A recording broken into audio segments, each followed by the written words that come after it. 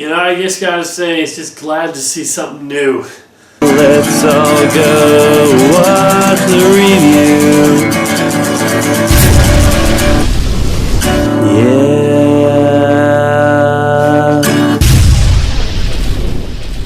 Hey everybody, how's it going? I am Laser Dude. Boy, it's been a while since I've done a review. Forget review. It's been a while since I've done a video at all. It's been like 3 months, and sorry about that. Hoping to get into a little bit more of a rhythm, and I decided to start it off with Soul. Soul is the movie by Pixar. It was released on Disney Plus for free. They learned their lesson from the Mulan fiasco. It was like $30, no thanks, no way. Soul is about this guy named Joe Gardner who is, he was a jazz musician teacher at a local school, and all of a sudden though he gets this big break that he's gonna go play with this big jazz musician, and he's gonna hopefully catch his break and get his big shot to go up there and play jazz, which is what he's always wanted to do, but unfortunately he dies, and then he goes up to, he doesn't want to die, he goes up to this escalator that's going into this big bright light, and then he was able to escape, goes into what is called the Great Before. Before the souls are sent to Earth is where they are, where they gather their personalities, their traits and whatnot, and he meets this soul by the name of 22, and she doesn't want to go to Earth. She wants to just stay here in this Great Before and never leave, and she'll never ever wanting to get her spark that might find her way to get to Earth. So they spark up a deal, and they decide that, if he helps her find her spark, she'll help him get to Earth, and then she won't have to go. So here's the thing.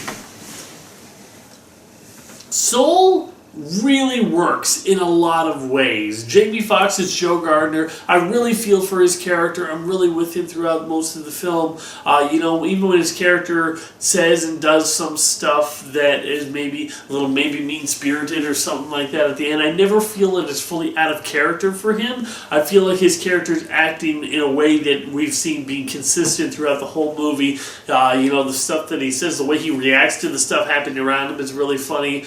I really get his desire, his ability, he really just doesn't want to be forgotten. He wants to leave his mark on the world. He doesn't want in a few years after he goes to just no one even pay him any mind or even remember his name. He wants to, at the very least, put a stamp on who he is as a person. I also really like the fact of how this movie goes into stuff like how, for one thing, it goes in how when people get into the zone, they're almost like in another world, where they're so zoned in, they're so fixated into what they're doing at that moment that they lose the attention of the whole world around them. And that's almost like a state of being, a state of mind, this whole other realm that the souls get into when they are in this zone. And then from there, there's this really great commentary on how some people get so obsessed and so wrapped up into the things that they're good at or that they want to do, and then it becomes to make an obsession and they become lost souls. I really love that symbolism of somebody gets so obsessed into their passion that they end up losing their way in life, and stuff like that is really good. Tina Fey as 22, she's a lot of fun in this movie. She's really great. Her humor is fun, a little mean-spirited, but you really fall for her character and all the stuff that they go through really well.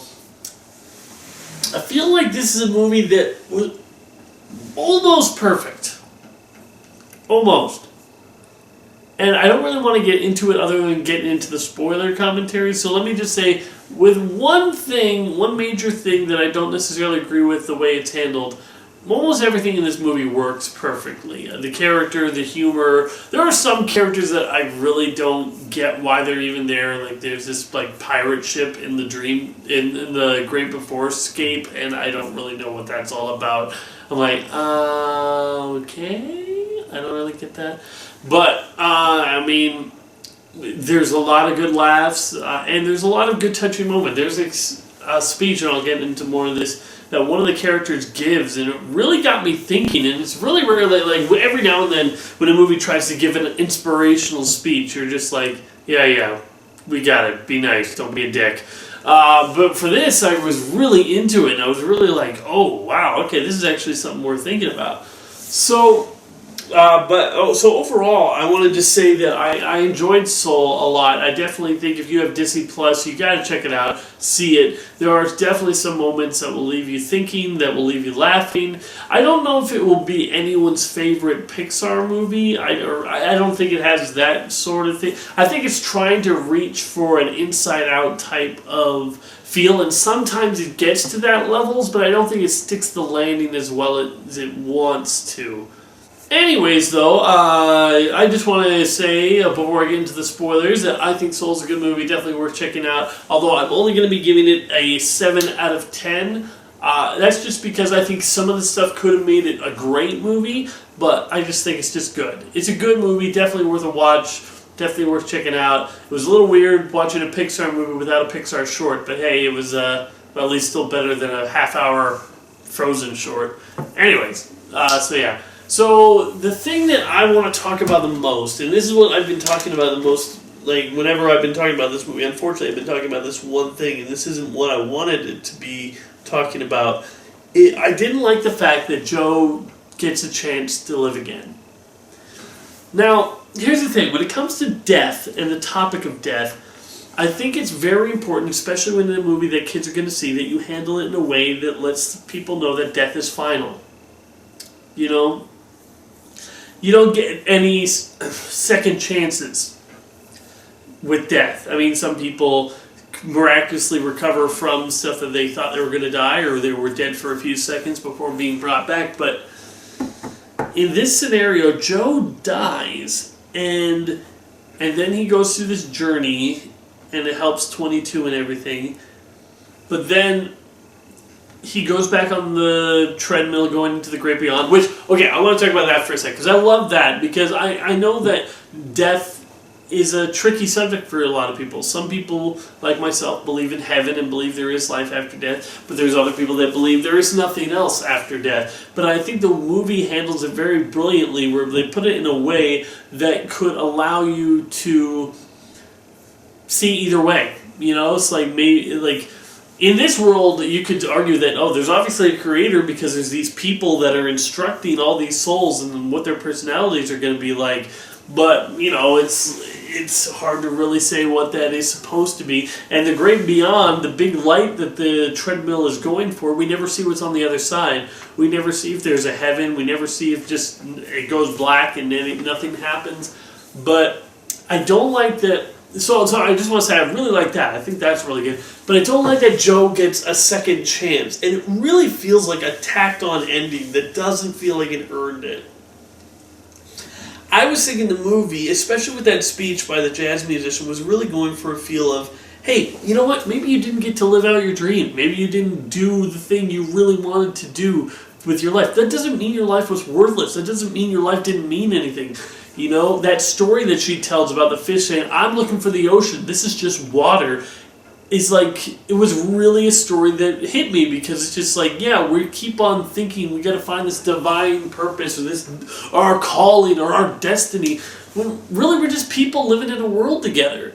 Some people get to do what they really wanted since they were a child. Some people don't. Some people just have to get a job at Walmart and then stay there until, just so they can make a living, you know? And there's nothing wrong with that. That doesn't mean that they're less important, or that they have less of an impact on the world than anybody else. And I like that, but then the movie just gives him a second chance, and I don't like that. It just means feels really tacked on, like, so he's like, yeah, now I'm going to live my life to the fullest. What does that mean, though? Like, what does that mean? Like, the message I was taking away from it before that was, you did have a purpose. Your life did have meaning. You might not have been able to be a big jazz musician, but your student Curly, he went on to be a big jazz musician. The other student that he was working with that wanted to quit jazz for a second, she seems to be really into it. He seems to have fostered that passion. I wanted there to be a scene where he just gets to, instead of being able to live again, I wanted him to be shown the effect that he has on the planet, and just how he just touched these lives, and these lives touch other lives, and the effects that has. I really feel like that would have been a better way to show it. The wonderful life. Your life might have not have been perfect. Things might have really sucked sometimes, but that doesn't mean you didn't have an impact. That doesn't mean your life didn't mean anything. You might not be a big movie star, or a big jazz musician, or a big novelist, or anything. You might just live as a basic nobody to everyone else except for your loved ones and friends. But that doesn't mean it was a waste. Life is never a waste. And for them to be like, you get to live again, and no consequences for you trying to cheat. Like that one scene where Terry, the little rat thing, finally catches him in 22. And Joe's like, it's my life, my life. And he just grabs him and says, Joe, you cheated. I mean, that really hit me. I was like, yeah, he did. The movie's basically saying it right up. You don't get to live another life. And you're trying to steal this other soul's life. It doesn't matter if that's what they want. That's not right. What he was doing was wrong. And so I don't really like how they're saying, and Joe gets to live again, because in real life, in the real world, if you die, there are no second chances. You die, that's it. That's it for your life here on Earth. I believe there's an afterlife. Some people think there isn't. But no matter what you believe, your life here on Earth is done. And I don't believe that the movie, by giving the second chance, ends in a way that is it for kids. They need to help understand, They need to feel like, hey, my dad isn't coming back. If they had a parent who died, this person can't come back. Death is a final thing. And I think that, when a movie like Coco, for example, Coco was never dead when he went into the land of the dead. So him coming back was fine, but if they all of a sudden brought Hector back from the dead, or one of the other characters, that would feel like such a cheat, And I feel like that's just the way it is with this movie. It feels like a cheat. Like, it feels like something that executive told them to do because they wanted to give them a happy ending. But it doesn't feel like that's where the movie was going. It doesn't feel like that's what the movie was all about. I feel like Joe needed to stay dead and realize that his life touched other people's lives. Even 22, and I love I will say the scene where she's going through the world in his body and just experiencing things. I love how just the subtle things that they do with that. She starts to see and enjoy some of the things around. And he thinks it's just because she's experiencing, stuff in his body. But no, she's enjoying music for a second. She's like, hey, this is really nice. But it isn't jazz. The guy's playing some, either soul or not soul. No, it was I think it was either light rock or something like that. It was with a guitar, and it wasn't jazz, but it was music, and I think she was starting to realize the different things that she would want if her soul actually went to Earth. I also love the little symbolisms behind a bunch of the things, like her name being 22. They announced the soul before her, and it was like 7 billion or 14 billion or whatever, and 9. And then she is 22. That she's been around basically since the dawn of time and never wanted to go to Earth. It's a really interesting idea because it's a soul who doesn't want to die and a soul who is too afraid to live. And I really like how that happens and how they handled it. I really if this ending just ended in the way that he gets to see that his life wasn't meaningless, he did have an impact on the world, he did have an impact on other people's lives, and goes into the light, and boom, movie ends. That, I feel like, would have been a much better ending that just wouldn't have felt so much like a cheat. But, I don't know, that's just how I feel. As I said, I love that speech just by the jazz musician. I think that was really good. All the music scenes with the jazz is actually really fun. I really like them a lot. And the cat, Joe being in the cat's body and 22 being in Joe's body, it led to some funny jokes. I felt it did feel a little hokey for me, a little bit like something that you would see in a Saturday morning cartoon. But they did the best with it that they could, and it was fun. Alrighty, so that's really all I have to say. I think it's a good movie. I think that if it changed a few things, it could be a great movie, but that's just where I'm going to land on it. So let me know what you thought of Soul. Put it in the comments below, and yeah, hope to see you next time. Adios. Bye.